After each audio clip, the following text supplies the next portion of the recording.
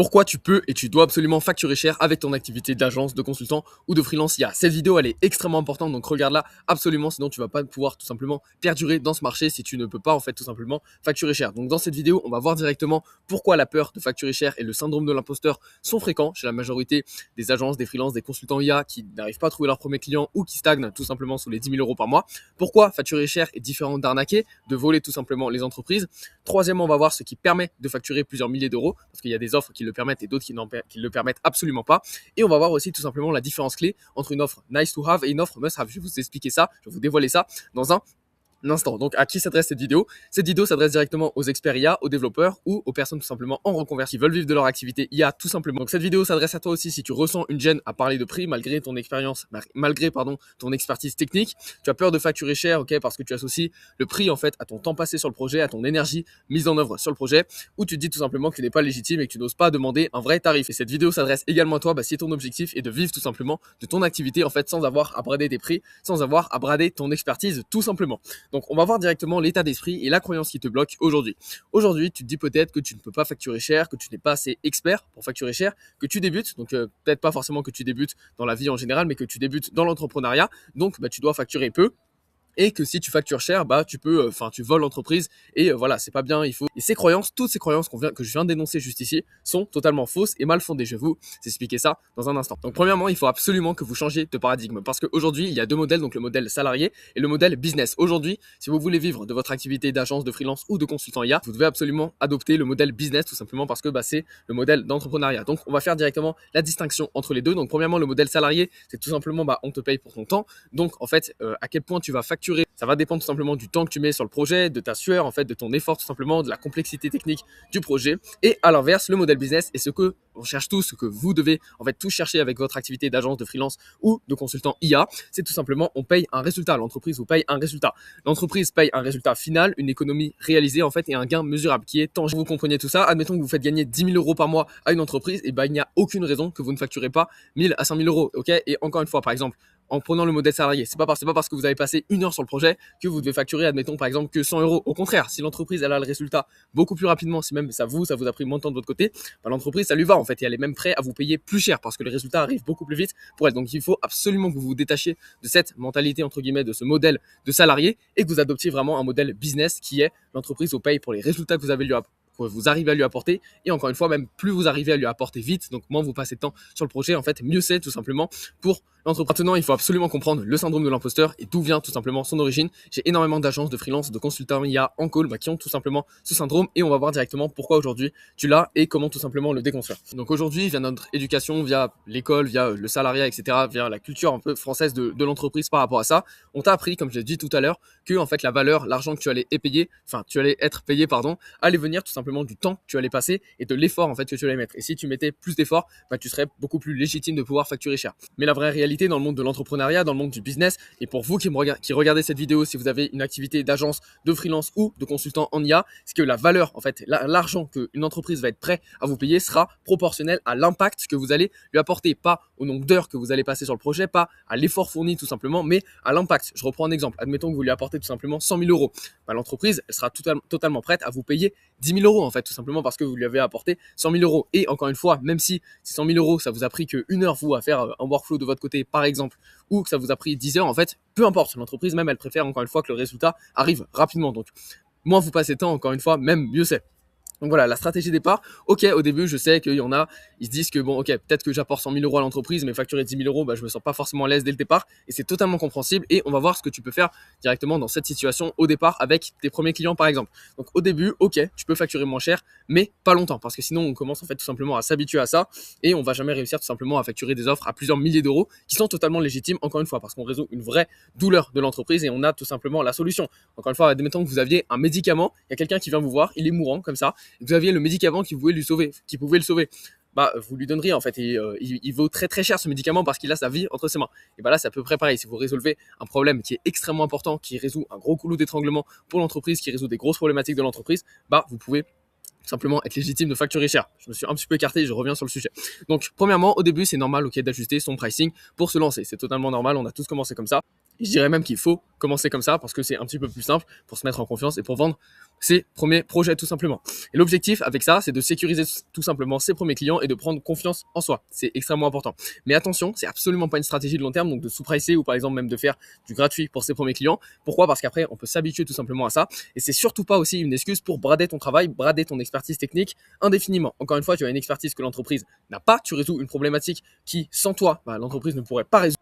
Et si derrière, tu arrives à lui rapporter un résultat concret, que ce soit en temps, en argent gagné, en fait, tout simplement, ça sera beaucoup plus simple de pricer. Donc voilà par rapport au départ. Et voilà pourquoi aussi ça bloque pour la plupart d'entre vous qui regardaient cette vidéo, qui avaient peut-être déjà des clients.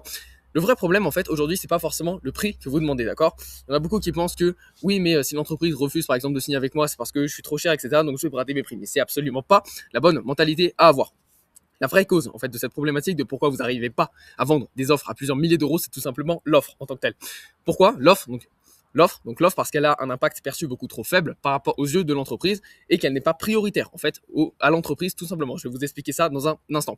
Le marché en fait ne refuse pas ton prix, mais il refuse tout simplement l'impact de ton offre, l'impact qu'a ta solution pour l'entreprise.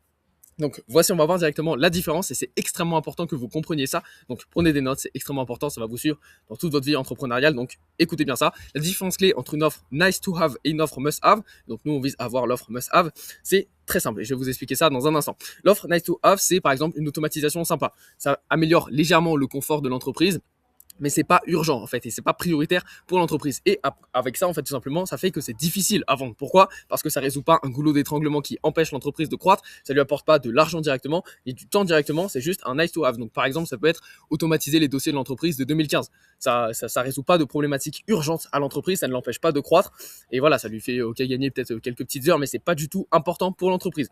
Et donc ça, il y en a beaucoup aussi qui peuvent vendre ce type de solution aux entreprises. Et c'est absolument pas ce qu'on cherche à avoir et c'est aussi pour ça que vous pouvez tout simplement galérer à vendre. Et au contraire, ce qu'on cherche à avoir, c'est tout simplement une offre must have. Donc une offre must have, c'est quoi? C'est une solution qui résout une problématique.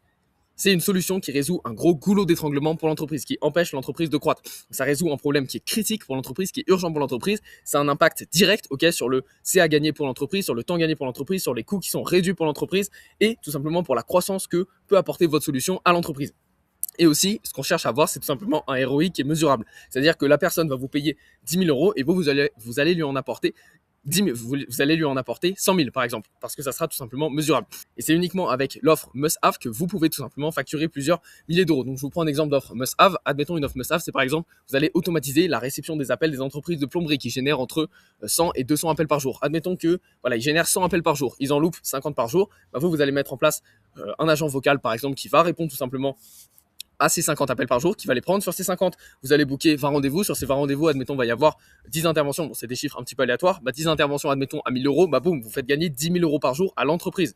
Donc, 10 000 euros par jour sur le mois, ça fait tout simplement 300 000 euros par mois. Voilà, donc à partir de ça, par exemple, vous avez une offre must-have. Pourquoi? Parce que l'entreprise gagne directement 300 000 euros par mois. Et donc, à côté de ça, vous pouvez ajuster le pricing en conséquence. C'était qu'un exemple, mais c'est pour que vous compreniez. Là, on a un ROI qui est tangible.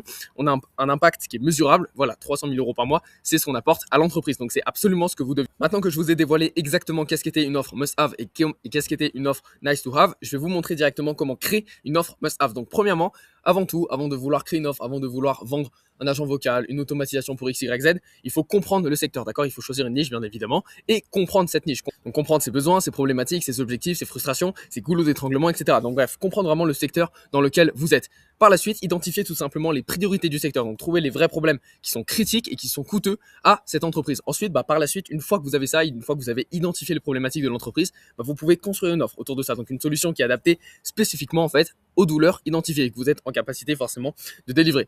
Ou vous pouvez faire appel à des développeurs, enfin bref, peu importe, que vous êtes en capacité en tout cas de délivrer. Et quatrièmement, tout simplement, adapter l'acquisition en fait par rapport à ça. Donc aligner son marketing, sa conversion sur cette spécificité, donc sur le problème qu'on va aller résoudre avec la solution qu'on va apporter. Donc toutes ces étapes-là, c'est un processus, ok? C'est pas une idée que j'ai inventée comme ça, c'est exactement les étapes qu'on suit avec nos élèves et qui leur permettent tout simplement d'atteindre les 10 000 euros par mois. C'est aussi exactement les étapes que j'ai suivies avec ma propre agence et qui m'a permis d'atteindre les 20 000 euros par mois. Donc c'est extrêmement important que vous passiez par ces étapes. J'en ai fait une autre vidéo sur l'erreur commune que font beaucoup d'agencias, qui est de d'abord construire une offre avant de choisir un secteur. En tout cas, retenez bien et faites bien ces étapes, c'est extrêmement important si vous voulez perdurer dans ce marché des agences, des freelances, des consultants IA pour 2026 et les autres années à venir. C'est tout simplement, premièrement, comprendre le secteur, deuxièmement, identifier ce secteur, de ses priorités. Troisièmement, construire une offre autour de ça et à partir de ce moment-là, uniquement, on passe sur l'acquisition. Il y en a beaucoup aussi qui commencent à prospecter un peu tout et n'importe quoi alors qu'ils n'ont pas validé ces 3 points précédemment. Donc c'est extrêmement important que vous fassiez ça tout simplement.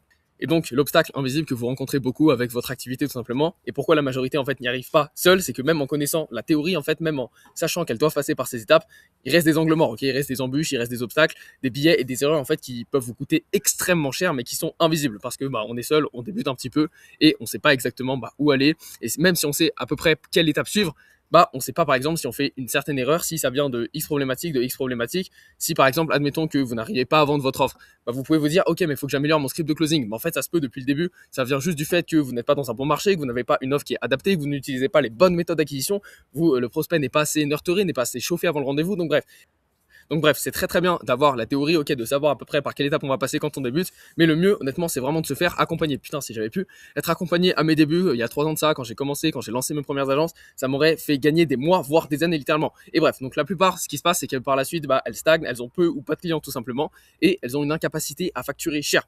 Et la solution, c'est tout simplement d'avoir des feedbacks externes, d'être dans un accompagnement. Bon, je dis même pas ça pour vous vendre mon accompagnement, ça peut être que ce soit avec moi ou avec quelqu'un d'autre, peu importe, avec quelqu'un de confiance que vous sentez, qui peut tout simplement vous apporter des résultats par rapport à votre problématique. Mais en tout cas, c'est extrêmement important d'être guidé, surtout quand on débute vraiment. Encore une fois, je le répète, j'aurais pu gagner des années, des mois, voire des années tout simplement à être accompagné. Et si on sort même de l'aspect business, tous les plus grands sportifs de ce monde, ils sont tous accompagnés, même à très haut niveau. Et pareil, quelqu'un qui fait 3 000 euros par mois ou quelqu'un qui fait 3 millions par mois, il a tout intérêt à être accompagné.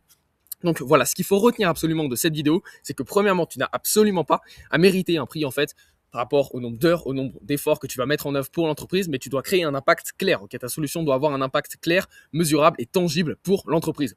Deuxièmement, le prix que tu vas facturer, encore une fois, n'est pas lié au temps, au diplôme ni à l'ancienneté. En fait, c'est encore une fois lié à l'impact, au ROI, au résultat que tu vas apporter à l'entreprise. Troisièmement, une offre must-have se vend beaucoup plus facilement et beaucoup plus cher qu'une offre nice-to-have. Donc, ayez tous une offre must-have, c'est extrêmement important d'en avoir une. Voilà, donc c'était Joanne de Soloria. Pour ceux qui ont déjà réservé une session avec moi, on se retrouve directement à notre session. Ça va être important, on va parler de vos problématiques, de ce que vous rencontrez tout simplement. Je vais pouvoir aussi vous conseiller gratuitement par rapport à votre situation pour pouvoir vous aiguiller et vous aussi donner un plan d'action en fait oral tout simplement sur quelles étapes vous allez mettre en place tout simplement pour atteindre vos objectifs. Encore une fois, c'est très bien de faire ça tout seul, de se dire ok, là je pique un peu de l'information à droite à gauche, mais le plus important c'est de l'appliquer et c'est vraiment que ça soit suivi sur le temps. Ok, là je peux par exemple vous résoudre une problématique, mais en fait tout au long de votre parcours vous allez en rencontrer, c'est évident. N'importe qui en rencontre, encore une fois, même quelqu'un qui est extrêmement avancé en business, en agencia, qui fait 1 million d'euros par mois, il a besoin d'être accompagné, il a besoin d'avoir un feedback externe.